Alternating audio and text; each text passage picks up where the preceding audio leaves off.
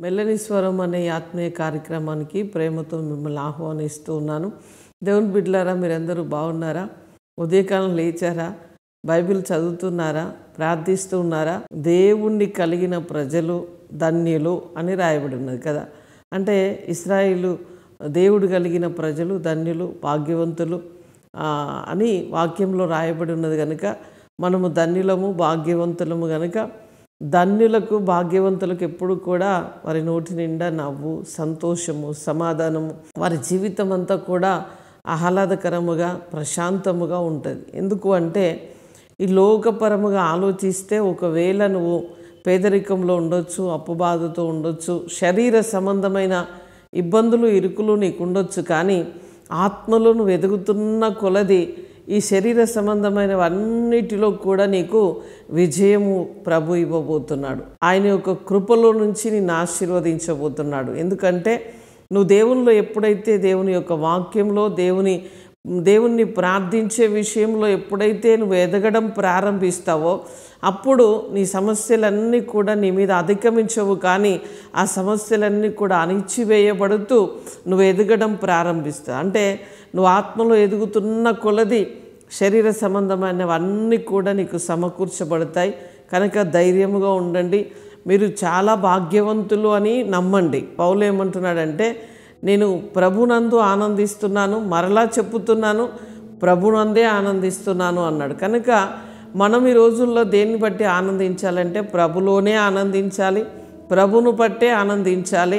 ఈరోజు ప్రభు మనతో మాట్లాడనైన వాగ్దానం కీర్తనలు 72వ కీర్తన 16వ వచనాన్ని చదువుకుందాం. దేశములోను పర్వత శిఖరముల మీదను సస్య సమృద్ధి కలుగును, దాని పంట లెబానోను వృక్షము వల్లే తాండవమాడుచుండును, నేల మీద పచ్చిక వల్లే పట్టణస్థులు తేజరిల్లుదురు. ఒక విలువైన, ఒక అందమైన, చాలా ఎత్తుగా ఉన్న వృక్షమును పోల్చి మాట్లాడుతున్నాడు. పట్టణస్థులు తేజరిల్లుతురు అంటున్నాడు. సమృద్ధి కలుగుతుందట.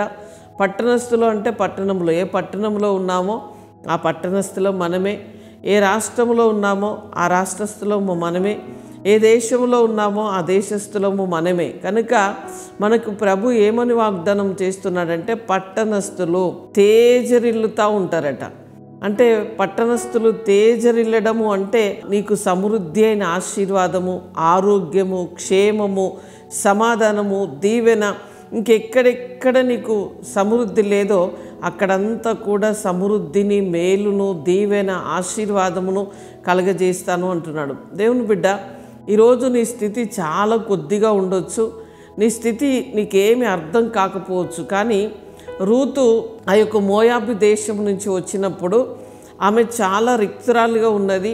ఈ యొక్క బెత్లెహేములో అడుగు పెట్టినప్పుడు ఆమె జీవితం అంతా కూడా శూన్యముగా ఉన్నది, ఏమీ కనిపించలేదు ఆమెకు. కానీ ఎప్పుడైతే దేవుని పైన ఆనుకున్నదో, నీ దేవుడే నా దేవుడు, నీ ప్రజలే నా ప్రజలు అని ఆమె అత్తను హద్దుకొని రావడం ప్రారంభించిందో, దేవుని గట్టిగా పట్టుకొని నీ దేవుడే నా దేవుడని ఆ దేవుని పక్షముగా నిలబడడం ప్రారంభించిందో అప్పుడు ఆమె జీవితంలో పచ్చిక మొదలైంది, పచ్చదనం మొదలైంది, ఆశీర్వాదం మొదలైంది, సమృద్ధి మొదలైంది. ఆమె జీవితంలో ఆమె ఊహించని, ఆమె కలగనని ఒక విషయం ఆమె జీవితంలో జరిగింది. ఇప్పుడు కూడా నీ స్థితి చాలా కొద్దిగా ఉండొచ్చు. నువ్వు ఎన్ని అనుకున్నా కూడా అవన్నీ కూడా నా జీవితంలో జరగవులే, నేను అంత ఎత్తుకు ఎదగలేనులే అని నువ్వు అనుకుంటున్నావేమో. కానీ రూతు పక్షముగా ఉన్న దేవుడు నీ పక్షముగా నిలబడి అంటున్నాడు, నేను నిన్ను ఆశీర్వదించబోతున్నా, నీ తల ఎత్తబోతున్నా, సమృద్ధి గల చోటకు నిన్ను నేను నడిపించబోతున్నాను అని ప్రభు మాట్లాడుతున్నాడు. కనుక మీరందరూ ధైర్యముగా ఉండండి. వాగ్దానాన్ని మరలా చదువుతూ ఉండండి. వాగ్దానం ఎత్తిపట్టి ప్రార్థన చేస్తూ ఉండండి. ఇతరులకు షేర్ చేస్తూ ఉండండి. వాక్యమును మీ జీవితంలో అన్వయింపు చేసుకొని మంచి కామెంట్ పెట్టండి. దేవుని పాదాలు పట్టుకోండి. ఖచ్చితముగా ప్రభు మనల్ని ఆశీర్వదించబోతున్నాడు. ప్రార్థన చేసుకుందాం. పరిశుద్ధుడా, జీవము కలిగిన మా తండ్రి, స్తోత్రాలయ్యా. ఈరోజు నీ ప్రియ బిడ్డలు ప్రభా ఏ బాధతో, ఏ వేదనతో, దుఃఖముతో ఉన్నారో వారి కన్నీరు తుడవబడాలి. అయ్యా వారి చేతి పనులు, ఉద్యోగాలు, వ్యాపారాలు దీవించబడాలి. చదువుకుంటున్న బిడ్డలకు చక్కటి జ్ఞానము, అభిషేకము, కృపతో నింపబడాలి. జ్ఞాపక శక్తిని వారికి ఇవ్వండి. వారు రాస్తున్న ఎగ్జామ్ అంతటిలో అయ్యా మంచి మార్కులు వారు సంపాదించుటకు, అయ్యా మంచి ర్యాంకులో వారు పాస్ అవుటకు కృప చూపించండి. ప్రభువా నీ జ్ఞానాత్మతో బిడ్డల్ని నింపండి. ఎవరైతే పెళ్లి రోజు, పుట్టినరోజు జరుపుకుంటున్నారో వారందరికీ కూడా శుభము, దీవెనలు పలుకుతున్నాం. నీ బిడ్డలు ప్రభువా అయ్యా వారు అన్ని విషయంలో సమృద్ధి కలిగి, మేలు కలిగి, దీవెన కలిగి అయ్యా ఈ సంవత్సరం అంతా ఆరోగ్యముతో, క్షేమముతో, సమాధానముతో, నిత్యానందముతో ఉందురుగా. కానీ మహిమ ఘనత మీకు చెల్లిస్తూ యేసు నామములో అడుగుచున్నాం తండ్రి. ఆమేన్, ఆమేన్. Praise the Lord. God bless you.